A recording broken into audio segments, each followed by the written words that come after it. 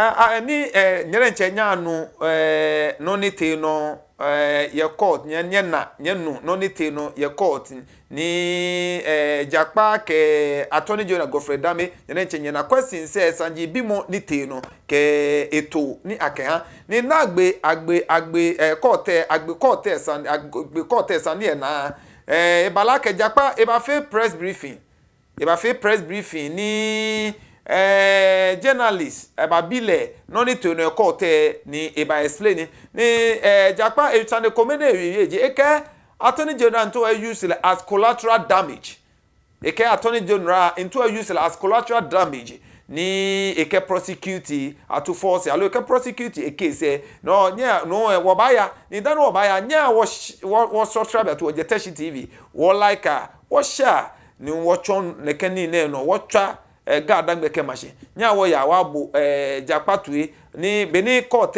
akekote banagbe no ni ewie ke chon cross examination ni Godfred Dame attorney general etekele true nya wa bo ale tue. I want to correct some misconception and mischief that is the attorney general and the government have created and using their surrogate media houses to be peddling falsehoods, twisting proceedings of the court, and then bringing out evidence that I have no idea about and trying to put it on me. I want to address that. The Attorney General brought a pile of documents to the court about my military career. I left the military about 17 years ago. Now he brought a document purporting that I have committed certain crimes according to the letter. In fact, that letter I was not copied. I have no knowledge of that letter. And that letter are allegations that are unsubstantiated, unfounded, and I was never confronted with it by the military 17 years ago. And that letter is purported to have been written by one Brigadier General Ahiaglo. You know him? In fact, I know Brigadier General Ahiaglo. He's dead. He's deceased years ago.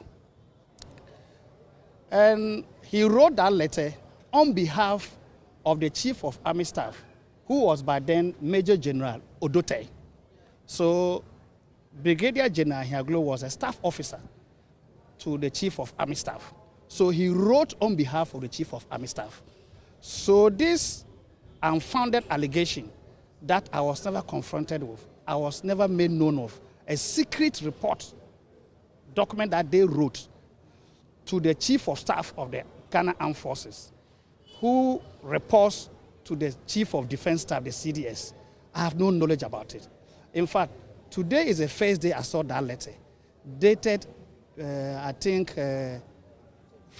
22nd or so of 2007, about 17 years ago.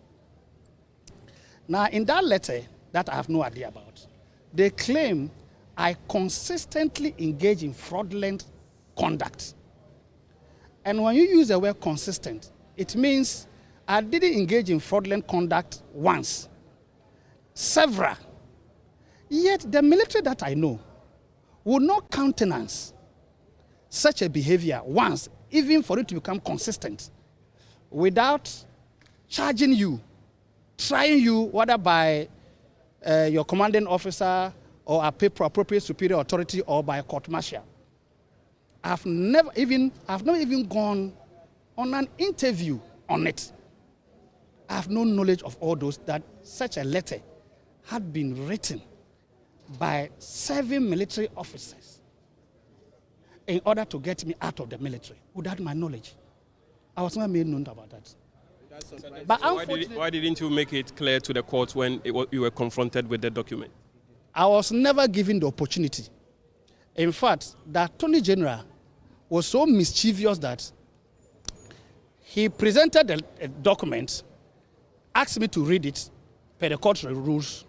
I read it, and then after reading it, he jumped into a different area so that I wouldn't have the opportunity to dissect that letter and expose the mischief and the unfounded allegation and the secret diabolical letter that was written in order to paint me black when I was in the armed forces during the MPP's time when they were in power in 2007. Was that document not part of the disclosures made? No, it was not part of disclosure. It was just brought today to the court. And in fact, that document has nothing to do with the ambulance case as we are dealing with now, at all. But you understand they want to undermine your credibility. That's what they are doing. And prosecution is allowed to do that. I agree. You do that, but then you do that with substantiated, incontrovertible evidence. Not someone who has written a secret document about someone and the person was never confronted. He has no knowledge about it to even defend himself or to even speak to that particular those allegations 17 years ago. And the surprising thing about the whole of that document was that what that letter was alleging was not upon which I was released from the service. That's even the surprising thing about it. I was released under a clause in our armed forces administration volume. It's a law which states that I am being released for lack of application or interest. Lack of application or interest has nothing to do with misconduct and service terminated, which is purely under the discretion of the CDS of the Ghana Armed Forces. So I was not dismayed, I was not released out of misconduct. In fact, were you released out of indebtedness to several people and institutions, which is part of what you read in Open? Not at all. In fact, the release quoted the clause in the Armed Forces Administration law, quoted it clearly. And in that law, it talks about lack of application or interest, service terminated. And I was paid all my gratuity fully. The Armed Forces paid my gratuity fully. And also, in the release, there was an arrangement for the Armed Forces to bear the full cost of transportation of all my household, which as we speak now, they have not even paid it to me. Now, if you look at the document that I was confronted with, do you feel hurt? Does it hurt your case? No, not at all. In fact, it's a diversionary tactics employed by the Attorney General trying to discredit my credibility because he had engaged himself in criminal conduct and trying to coerce me to commit a crime by implicating Honorable Atuforsen and answering questions to make his case good in court. And also procure a dubious fake excuse duty to deceive the court. And you say you were as fit as fiddle? Yes, to deceive the court. And as at the time he was impressing upon me to procure a fake excuse duty to deceive the judge and the court so he could travel, I was as fit as a fiddle. So I couldn't lie to the court. So I refused. Why didn't you go to the police station and make the report straight away? Oh, that is yet to be done because the evidence is still there. And I will wish to remind you, crime against the state has no expiry date. So at any time of my convenience, I can go and... Mr. Japka, were you disappointed that the Attorney General has moved away from your claim that you engaged him on the telephone and he's focusing more on the contract and the LC? Can you come again? I don't get your question. Were you disappointed when the Attorney General stepped in? He moved away from your claim that you had an audio conversation with him and is focusing more on the LC and the contract between Government of Ghana and Big C. Oh, I'm not surprised at all because he had to move away from the audio recording and then the WhatsApp meeting and other things, calls he made to me, he had to run away from because those are incontrovertible evidence. He can't lie about them. There's no way he can lie about them. And they are facts. So he had to run away from them. And now he's gone on the wild goose chase looking for things in the military I left 17 years ago to come and discredit my credibility, which has nothing to do with the substantive case in court. And the court has allowed him to go on that. He spent almost about 10 hours, more than, let's say, about 6 to 8 hours on that expedition. And luckily for me, the evidence he brought from the military contradicts themselves. The release clause contradicts the letter that was written, is purported to have been written by Brigadier General Anyaglo. He was impugning fraudulent conduct, indebtedness to people, without naming the people, without naming the institution. It's just a cooked up story that they've just brought up. And when you even look at the coat of arms of the letter, you can see that it's doctored. Because the coat of arms, the wings of the eagle, is broken. You didn't point that in the open court. I wasn't given the opportunity to even delve into the letter, except to just read it so they can go and use it to do their propaganda business on air. If they had been given the opportunity, I would have dissected that letter, shown them how fraudulent that letter is. And they use Brigadier General Anyaglo's signature and his name. And that man is dead. Dead men don't talk. So he's not around to come and answer to those unfounded allegations upon which they are claiming I was released. But the release letter didn't state them, didn't state any conduct. In fact, it contradicts what is in that letter. Now, and that is what is surprising me. The first time today in court, you had the Attorney General, you had a face-to-face encounter with the Attorney General. How did you feel at the time that he was on his feet to subject you to cross-examination? You know, the Attorney General only started the cross-examination after we had passed the stage where he engaged himself criminally. He waited after the Deputy Attorney General had passed that stage. Then he came to now deal with the contract issue. I wasn't disappointed because between you and me, this is a man who lacks character. He lacks conscience. He has no respect for any decency. All that matters to him is the end. And he doesn't really care how he achieves it. Whose image he destroys along the way.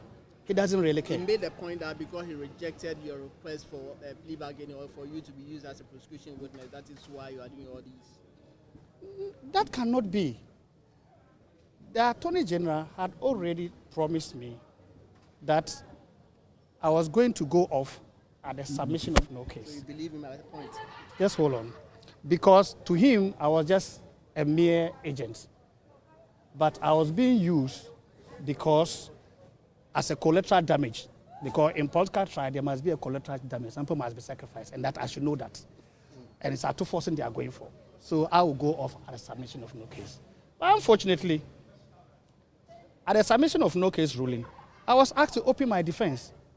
And even the most amazing aspect of it all is that I was asked to open my defense on a faulty charge, on a non-existent charge. A charge that the Attorney General had not charged me on. But then the court said in his ruling that a prima facie case had been found on me on a different charge that I was not charged on. I have not pleaded guilty to it. I don't even know about that charge. So they didn't establish a prima facie case on the charge that the Attorney General charged me on, but rather on a non-existent charge that I didn't plead to. But be as it may, we are at the Court of Appeal on it, on that particular one. And the proceeding at the High Court is still ongoing. That one is passed. We will deal with it at the Appeal Court. Did you propose to be a prosecution witness against that? It wasn't a proposal. What it was that when he said I was a collateral damage, and I'm just a mere agent and I'll be left off. And I said, then if you know I'm a mere agent and I don't have any obligation to the government, and I'm not also mentioned in the contract, and I didn't have any obligation in the enforcement of the contract, then why didn't you use me as a prosecution witness? It was a question I posed to him. Against that person? No, as a prosecution witness. Because if you say that I don't have any question to answer on this, and I'm a mere agent, and you still determined to use me, then the best option is to use me as a prosecution witness. You call me and tell me, okay, you know about this contract. We want to use you as a prosecution witness. That is for me to now decide whether I will accept it or not. But for you to, on your own, mischievously and diabolically, decide that you make me a collateral damage because you are on a political trial and you need to jail Atuforsen at all costs because your president and your former finance minister want you to jail him. I don't think that is fair. When you were confronted with the exhibits, which has to do with the WhatsApp chat between yourself and the Attorney General, in reading it, you got to a point and you said, this message is deleted. Do you recall that very message that was deleted and who deleted it? No, I started communicating with the Attorney General way back 2022 in February. And you and I know very well, when you are sending a message to somebody and you type a message and you send it and you realize that, oh, you sent the wrong message, you delete it. It's normal in WhatsApp. But if you wait after maybe 3 or 1 week and you are deleting, you can only delete what is on your phone, which is you alone, but you can't delete what is on other person's phone. So you realize that the deleted that I deleted was instant because I sent a wrong message and I just deleted it. And then I sent the right one. That is normal in sending WhatsApp messages. But it's because they are mischievous and he's pretending to be ignorant about how WhatsApp operates. He's just saying that, oh, you deleted something that was relevant. No. I sent a wrong message and I just deleted it instantly and sent the correct one. It's normal in WhatsApp. What do you make of the point that you ask Mr. Japka a simple question and he has to spend so many minutes, so many time responding to that simple question? You see, the questions that this mischievous and characterless Attorney General asks in court, you can't answer that question by simply saying yes or no. But he wanted a yes or no answer. And he will not get a yes or no answer from me because I'm smarter than him. He is asking for a yes or no answer on a question that deals with my integrity. He is not asking for a yes or no answer in respect of the contract. It's about my integrity as a person that he wants to discredit because he has lost his integrity as an Attorney General. So he wants to equalize. So you must understand the motive of the question and deal with it properly and give the background and let the world understand that it's not just a yes or no answer to that mischievous question.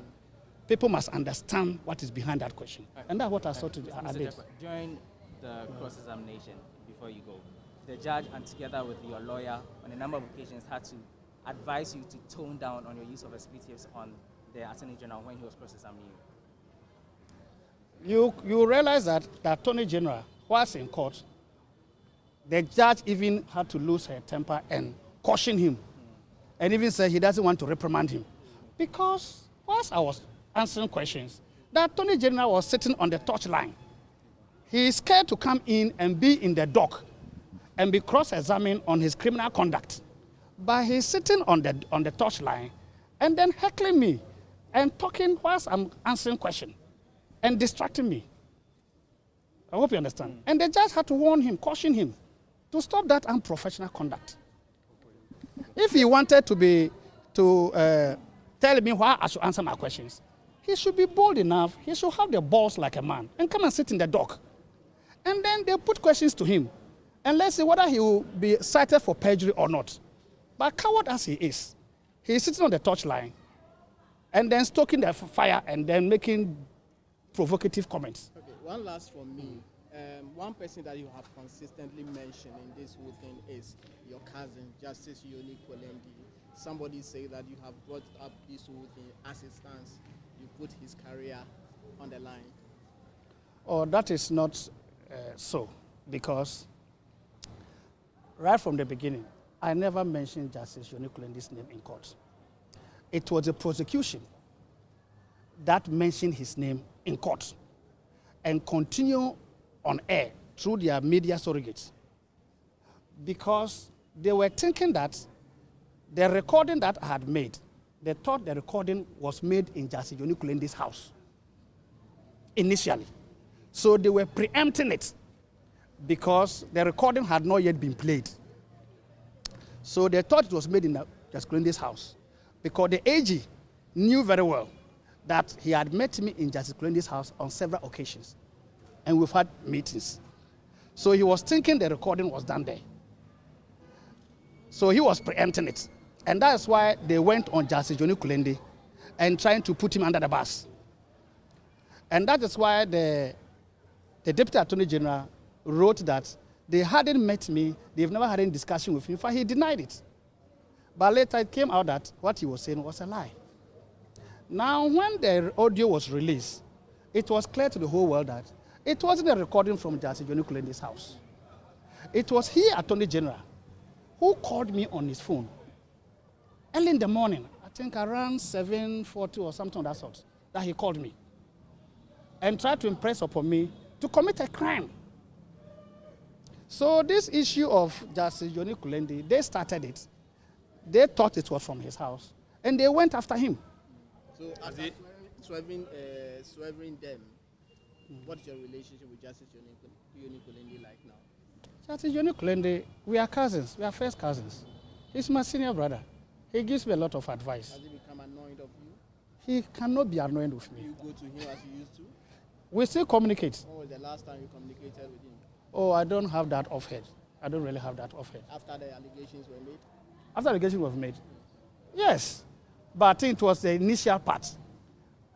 In fact, when they accused him that they believed that the recording was done in his house, he called me as a junior brother. I went to him, and he put that question to me. And I said, senior bro, I have my code of ethics that I operate with. I cannot record in your house because your house is a safe place for me and for whoever comes here from our family. So I operate within certain rules. So long as the AG kept coming to your house to engage me, he was safe. I couldn't do anything. But he went out of his way because he couldn't get what he wanted in your house. And now he was engaging me one-on-one, direct on phone. And in that way, it's an open field. The jungle is neutral. So I had the right to execute my skill. But in Yoni's house, I couldn't do it because it's a family. There are certain rules that you must apply in family meetings. You can't break those rules. No. So Justice Johnny Kulende house, nothing was ever recorded. The case is still under subjudice, so we'll leave it here. We hope to see you next Monday. How would you rate your own performance today against prosecution? Well, one particular aspect that took me aback was the clear ignorance of the Attorney General on what is ISO certification. In fact, the Attorney General was arguing that the ISO certification is an incorporating registration, which means that Big C was incorporated in 2015. That's why he was claiming, using that. And I tried to educate him that that is not an incorporation certificate. Because to incorporate a company, it must be done by a sovereign nation that have laws to incorporate companies. But ISO certification is a certification by international standard organization that satisfy manufacturing companies and private companies when they are manufacturing products about their quality standards. So, and it's renewed yearly. So seeing ISO 2015 doesn't mean that Big C was registered in 2015. And even the document you brought yourself, under it is latest issue, recertification. It tells you that it's being renewed every year. And the man was still swimming in his ignorance and wouldn't admit that a private company or a private organization cannot create a company to be in existence in a sovereign nation without going through the laws of that country. I don't need to teach him that. But the man was so ignorant about what is an ISO, a whole attorney general of a nation. Just as I was educating him on an LC, on the audio recording, I've been educating this young man. But the man's ignorance is just beyond unbelievable. He wouldn't accept it because of his arrogance. So on the scale of 1 to 10, how would you rate your performance today? Oh, well, you have to rate my performance. I cannot mark myself. Thank you very much. But I just want to say that I'm still in shock that the one who advises government on all legal matters, on all transactions and everything, doesn't understand what is an ISO. And he thinks that an ISO certificate is an incorporation for a company to come into existence. That is serious. It's just a normal standardization of when you are manufacturing, you want to use a certain standard quality and all those things. You buy products, they are stated there. And when you buy a product and you see ISO certification, it means the company's product has hit a certain quality. It doesn't mean that that was when the company was registered and incorporated. There's ignorance, and you are in court and you want to jail somebody like me who has been educating you. It's strange.